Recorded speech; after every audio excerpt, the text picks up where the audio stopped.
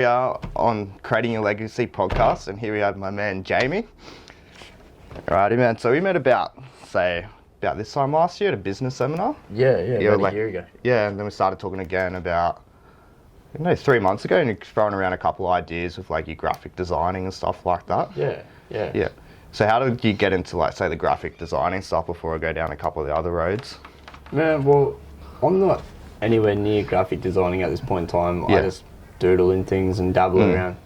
But as time goes on, you get better with the skill. You put time in, you get the result.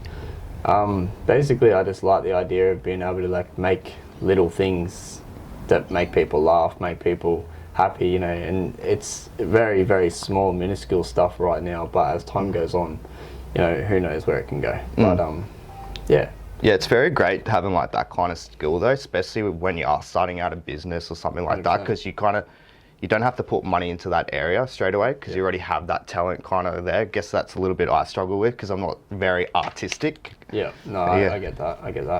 I wouldn't say I'm too artistic. Yeah. I used to try to draw when I was a kid, didn't really have an artistic sort of mindset, but I think with the simplicity of something like Canva or something like that. Because you're very good with merging shapes together and stuff like that. Yeah, exactly. You it's the same as as an artist, as a rapper, you take the complexities out and you put it as a simplistic thing, and it makes everything that much easier. Rather than seeing something as a whole, you break it down into shapes and you put it how you see it, and that's what works. It might have 50 layers behind it, but no one knows about those layers because it's all merged together as one big, Because heaps of simple stuff together is what I guess creates creativity, draws your eye to it, and when something's really complex, you take that bit of the stand back kind of thing.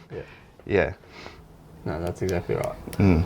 So how did you, because you've been rapping now for a couple of years and that, so how did you find your feet in that kind of industry, or started having that talent? To be real, I still haven't found my feet. I'm getting there. It started off just 15, 16 years old, drunk freestyles, having a bit of fun, with the boys. Yeah. But then, you go to another party and someone goes, oh, I remember you. Or, you go to somewhere and go, oh, I remember you, having a bit of fun, rah, rah. And then from there, you sort of go, okay, well, if people like this, maybe I'll see what I can do with it. And then, I ended up getting just a push, an urge to maybe I'll try to write some music. Yeah, you got that bit of that intrinsic kind of motivation instead of the extrinsic, most people do. So I've been doing it for about 5-6 years now, but I've only taken it serious in the last year. I've just started building a studio at home. Shit's all coming together. Because it's weird, because when you start actually focusing on something, how quick it actually starts building itself up. Right, especially when you put that little bit of extra time in there instead of just mucking around with it. It's manifestation, man. You believe you will achieve. Yeah. It's so crazy. People don't believe in the law of attraction, but the law of attraction it's the same thing. Physics, physical things are what they are for that reason. I think most people miss out too with the law of attraction. They don't think about the work side of it. They think they can just sit on their couch and manifest the whole thing. Oh, bro. And they're not worry about the work. And you need to combine the two together, because they did a couple of research, I guess, studies into say the UFC fighters and stuff like that. And most fighters that actually end up losing didn't manifest the fight beforehand or visualize a fight of themselves winning. So their brain actually ended up, I guess, sabotaging themselves, even though they're winning the fight by miles at the start. Yeah, wow. Yeah, it's insane, how powerful, your mind is. Oh, your mind is very powerful. You you are what you believe, I guess. If, quick shout out to the plug as a joke. Russ is someone I listen to immensely. He's a great artist. Yeah. Self-produced, mix masters, engineers, does everything himself. Yeah. I got a lot of respect for that, because it's not only combining music, but it's got the entrepreneurial mindset as well as musician. I think that's one big. And that's what you have to have in that industry too. 100%. You got to have the two together, which most people think you just need the talent, but you need. Majority of industries, you need to combine so many talents together to be able to break through. Exactly right. And it makes you more diverse, I guess. So say if that industry doesn't work out, you can go down that road because you've got that many say talents or diversified and that. Yeah, no, exactly right. See, like with Russ, like he's got a few songs that it sort of hits home for me because he talks about things that a lot of people try to just sort of fluff over and don't want to talk about. Like one of his songs, not even a poppin' song, it's got like 7 million views on YouTube, whereas other songs he's got 250 million views. It's called Since I Was Broke, and basically he says, I've been saying I was rich since I was broke. Because Mike Tyson said the same thing when he first started, I'm a champion, before he became a champion. That's exactly right. Yeah. And like, if you want it, you've got to tell yourself. Because I live by I wouldn't say a code, but I live by like a belief that if you don't believe in me, that's fine. But if I don't believe in myself, I don't expect them to believe in me. Because if I can't believe in myself in the beginning, what hope do I have to push onto them to make them see what I'm trying to put out? It's very weird too, because as you're saying that too, especially when you don't believe yourself like into doing something, a lot more people push you actually to do it or try and pull you down that road. And then as soon as you start believing you can do something, a lot of people pull you back. That's right. Yeah, there's a weird, I don't even know, I guess it's a conflict of interest in a lot of things in life where people, they'll see you doing good, but the moment you start doing better, they go, no, fuck, like we want to put a stop to that. Yeah, because it's like the tall poppy syndrome kind of thing. Yeah, they'll see you and they'll go, oh, how you doing? You're like, oh, I'm doing this, and that. And then they go, oh, that's awesome, But then secretly they're like, oh, I don't want him doing that. He's doing better than me. And like, no one just pushes anyone anymore just for the sake of bettering someone. They push them to see where they can get to. Yeah. And then it's like they just, they get jealous and envious and just go, no. Yeah, once you start getting better. Yeah. And that's the thing that most people don't get. You teach people so they end up being better than you. Yeah. That's the whole point of being a teacher, because like at the end of the day, they're going to learn the things, I guess it took you 3 years to learn, we'll learn it in a year. And then they can put that and use that to the next thing. Yeah, because their foundation points are a lot higher than yours to start with. Yeah, well, that's exactly how it should be. Like the teacher, well, how's the saying go? The teacher becomes the student, or the student becomes a teacher, whatever. Yeah. That is exactly right, because the student has learnt off of someone who's already pre-learnt that knowledge. Now they've got that. Now they've got that in their little repertoire of whatever they're keeping. Then they've got this, and they've got that, and that, and that, and they can just keep adding things in. It's like, for example, look at someone like Conor McGregor. Outstanding fighter, right? Crazy athlete. His son, if he takes up the UFC path like his dad did, he'll be unstoppable for the fact that he's got Conor McGregor as a father, a trainer, a mentor. Conor didn't have that. He had someone that was looking out for him, but not to the level of like, this is my own flesh and blood. If Conor puts the same time into his son that someone put into him, that guy will be a world champion within years. Like, that's just how it is. Be like by the age of 20 or something ridiculously young. Exactly right, because he's already got that. The money isn't a factor because Conor's already wealthy. The money isn't a factor. He doesn't have to work. He could be full-time training, where Conor didn't have that opportunity. Like, him and his missus, they were on welfare, for example.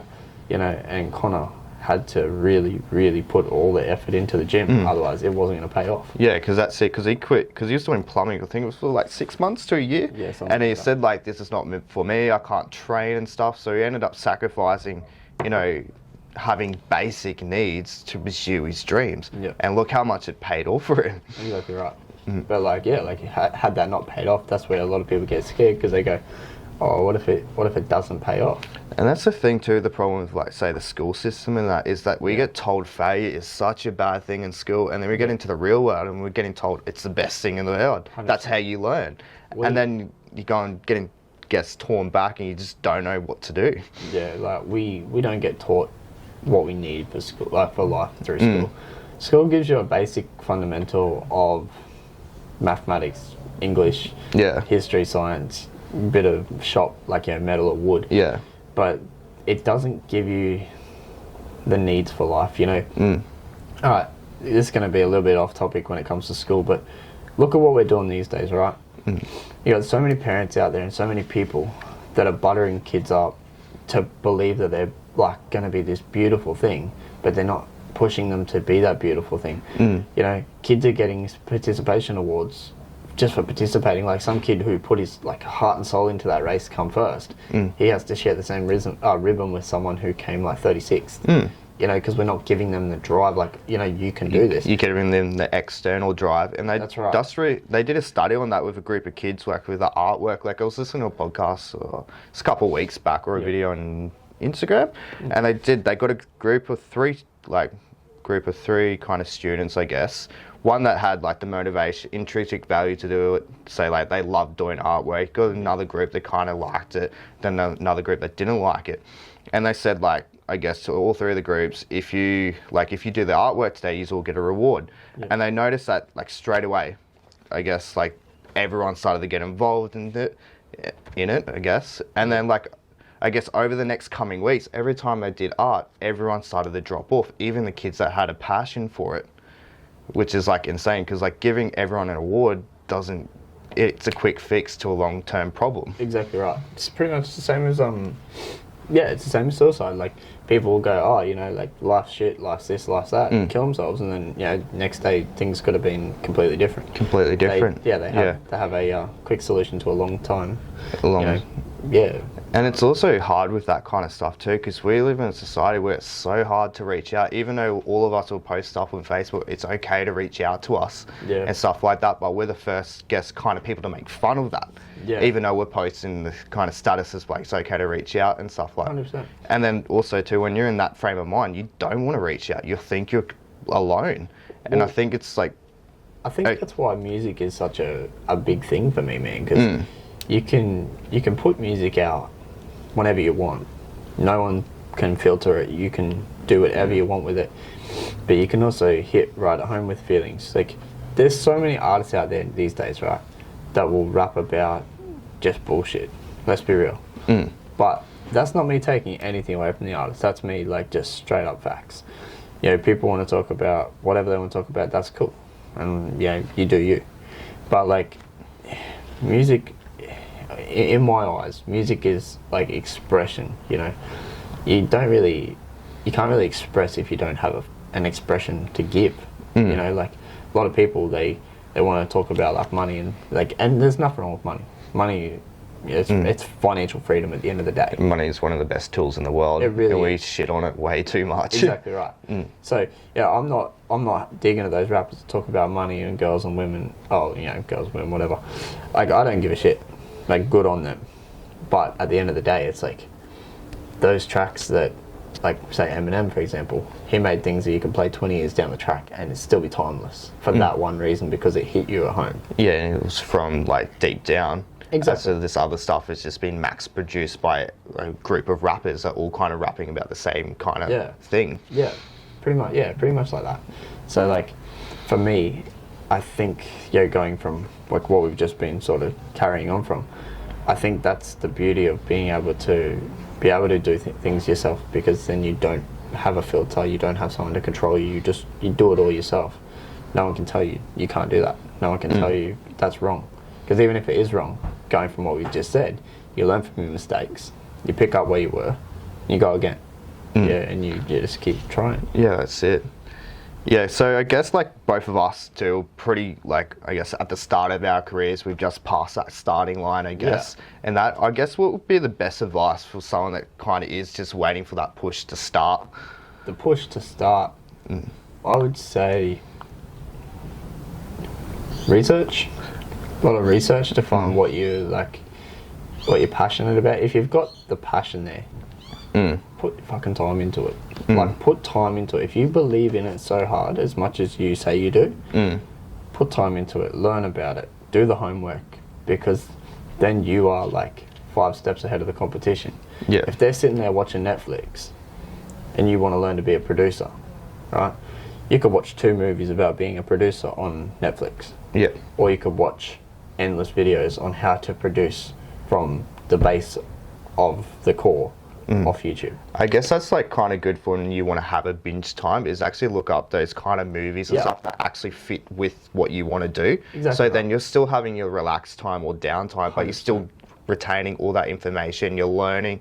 I guess it's like the same as like being an entrepreneur and that. Yeah. You sit when you want to have your downtime, sit down and watch a movie about business or something along the lines of that. That's going to help you out. Exactly. Like if I'm like, I barely watch movies these days, but if like I want to put something on, like I'm not above anyone to say, oh, don't put a comedy on or whatever, but like me, I'll put something like Wolf of Wall Street on. Yeah. Great movie. Yeah, right? fantastic movie. Great movie.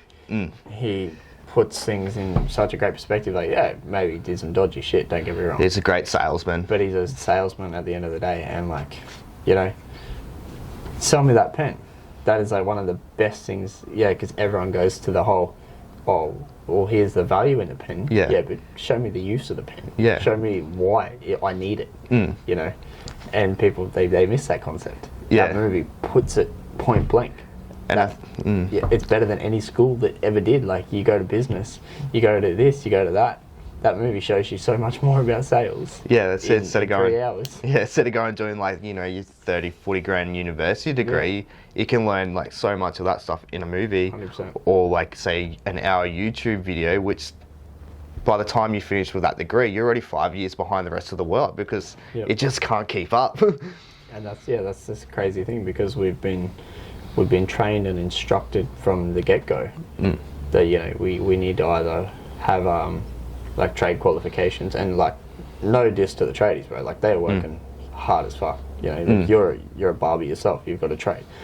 There are so many people out there that are slugging it out, but it's so sad that they don't get to reap the benefit. Because it's like the people at the bottom actually work 10 times harder than anyone at the top. Exactly right. And they're like, always go, hard work is what gets you to the top, but it's like you need that intrinsic. It's the smart work that gets you to the top. It's not hard work if you can work the hardest. That's why the most laziest people work their way up to the top quickest, because they'll do it the quickest way you can do it, so to the long route. Exactly right. And that's where like modern society is getting confused between hard work and working hard towards something in a smart way.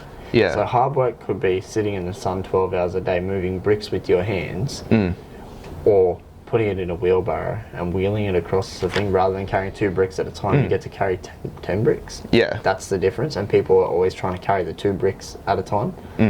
They don't get the concept. If you put it on something with a wheel, or you put it on something with a motor, or a conveyor of some sort, Look at big business. Most have big conveyor belts in their factories for one reason, because they don't want one person walking down the line and just handing it out to you. It's coming through at a quick rate because it's a faster motion, That's why I always say, like, because people always like, you got to put the work in and stuff like that. And it's like, even when you are tired, instead of trying to slog it out for 4 hours, just do it for 15 minutes, and you'll pull a lot more work in those 15 minutes than those 4 hours. And I think that's where we kind of go wrong with the whole hard work thing. Yeah, well, I'm a full-time ride share driver on the side of like my business ideas and stuff like that, and like I've now figured out you can make as much money as you want in a long time. Don't get me wrong, you put the hours in, you'll get the money, but then sometimes you got to ask, like, is the money worth that little bit extra? Like, if I do that extra 4 or 5 hours,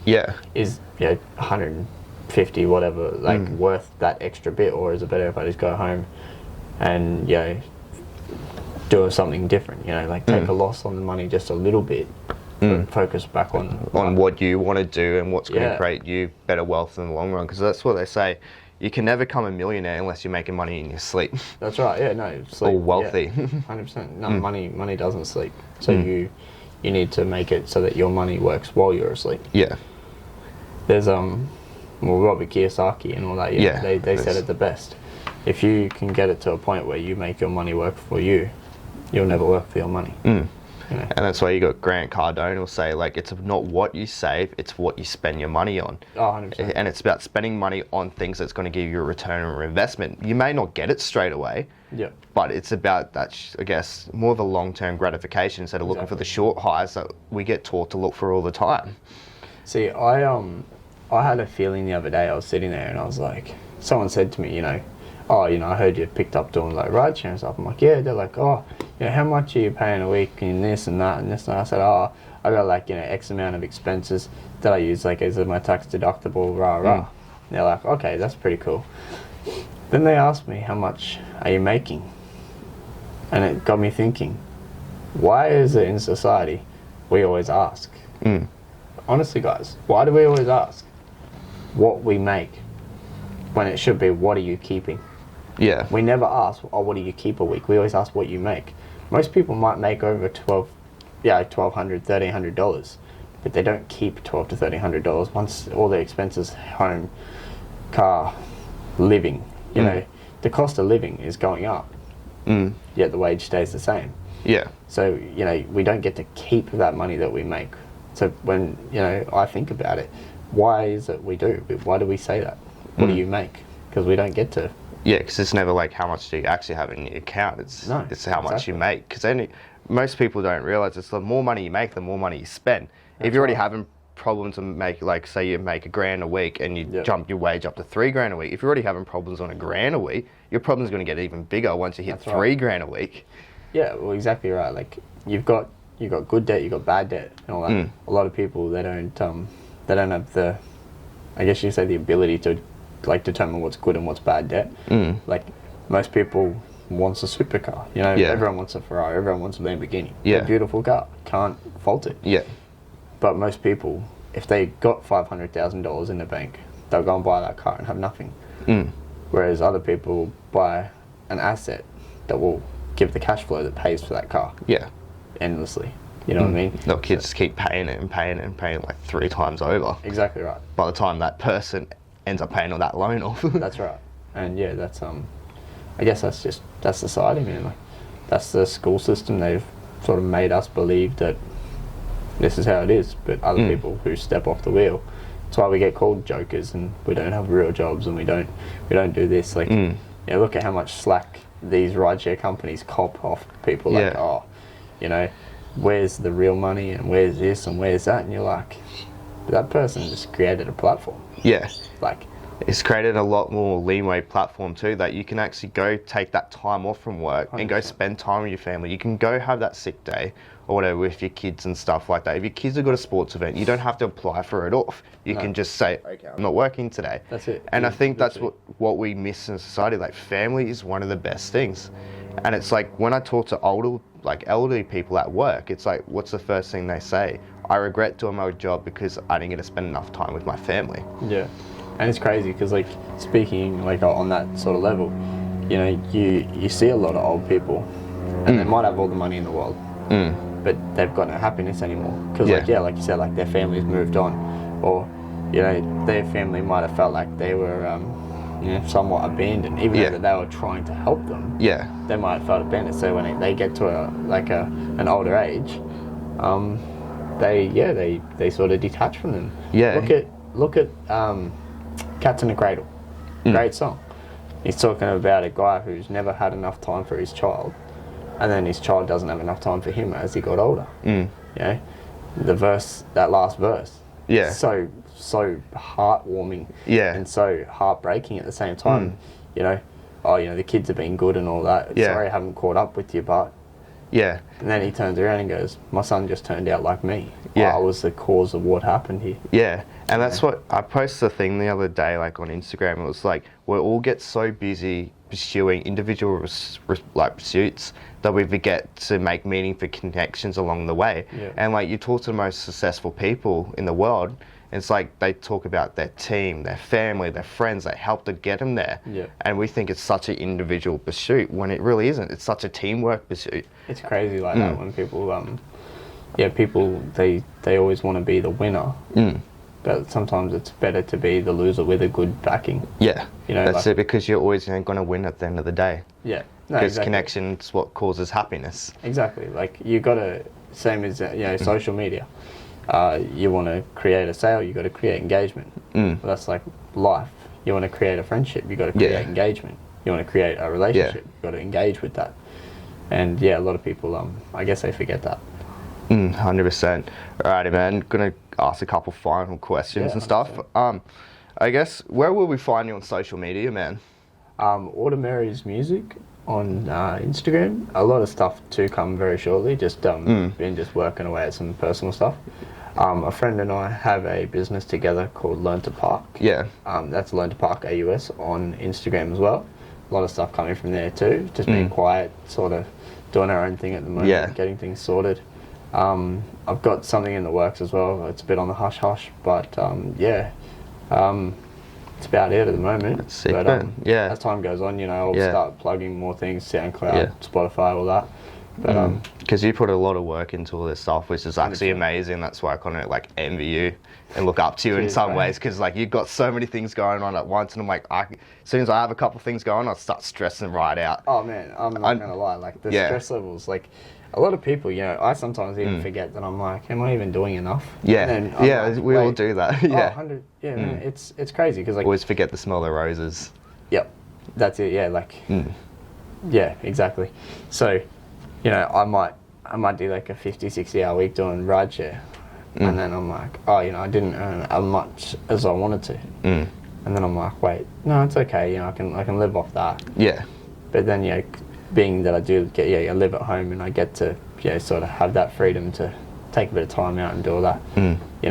It's like maybe, like just maybe for the time being, focus on that. yeah, Rather than that, Yeah. like having all these things on your shoulders, like it can be weighing down, man. Like sometimes I even forget to like, respond to people. I don't mean to. Like I really hate not responding to people.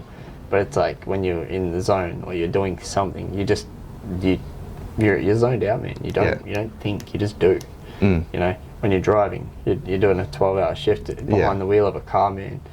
The moment you see a message come through, you don't think straight away, I'm going to reply to that. You think, I'll get back to it. 2 days later, you forgot about it. yeah. Then you got other things come through, and then you're like, I'll reply to that soon. And then it's a week later, man, and you're like, well, what happened? Like I didn't even know, Yeah. It's amazing how you still come across so calmly, even though you got a lot of weight on your shoulders. I just try to be just Yeah. chill, man. It's the best way to be, man. Yeah. All right, final question, man. What is the legacy you want to leave behind? A legacy I want to leave behind. Well, being that I'm an only child, man, look, I'm not sure if I'm going to have kids. The way the world's going, the way the world is, sometimes I don't know if kids are, worth coming into this world these days because of what the world is. Yeah. But, the legacy I want to leave behind is, being real, I don't even know if I want to leave a legacy. I just think I want to have the freedom. Freedom. The freedom is what I chase. So money comes with freedom. So I think I do everything I do to be able to have the freedom of financial, I guess to live the independence. lifestyle you want. Yeah, and like if that creates a legacy in the process, then that creates a legacy. But like, I'm not trying to build an empire. I'm not trying to do anything that's, I'm not extravagant in that way. Like, if I could have a nice house, couple nice cars, couple motorbikes, whatever, that doesn't bother me. But if I've got financial independence where I can take that car out whenever I feel, or that bike out, or that jet ski, all these little things add up. That's where the true happiness is, because I can go and do it when I feel like it, not when someone tells me I can. That's 100% it, man. Yeah, like I'd rather work a 7-day week for a little bit now, and then be able to work a 4-day week, 3-day week, 2-day week later on, rather than work a 5-day week for 60 years from now. That's it, man. Cheers for coming on, man. No, It was you're good to have welcome, you on. Cheers, bro. Got you.